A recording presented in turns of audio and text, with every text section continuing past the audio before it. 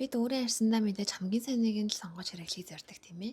Гэхдээ тохирох хэсэг нь ч бас чухал асуудал юм аа. Тэгэхээр өөрөө очиод 50 тестлээ зөвлөгөө аваад бүр зөвхөн өөртөө тохирох фаундейшн, уруулын будгийг өнгөө олж болдог газар үзүүлье. Энэ бол Amore Yansan. Янсанягаас 3 минутын зайтай байдаг. Дан ганц худалдаа авалт хийх биш цагийг аятай ухтай өнгөрөөж болох газар юм аа. Дэлгүүрийн зохион байгуулалт маш их таалагдсан. Зарим дэлгүүрт хаана юу байгаа мэддэхгүй төөрмөр хэцүү байдаг штэ тий.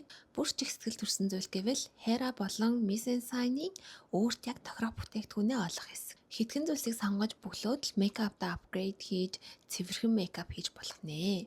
Энд болохоор бас хитгэн зүйлийг бөглөхөөс гадна өөрөө үнэрлэж тестэлж үзээд өөрийнхөө үснээс үнэртэх үнрээ өөрөө сонгоод нэг хэсэг хэлгээд явах юм байна. Манай үнэрт мэдрэг хүмүүс бол ер нь ойлгох байх.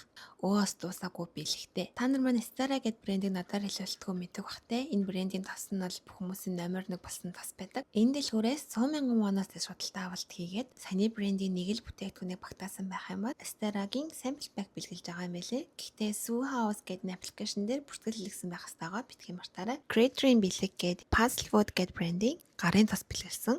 Юм үнэрт мэдрэг хүмүүст бол юм тохирсон earthy нэг юм байгаль газар дэлхий grapefruit үнэрсэн тас байлээ.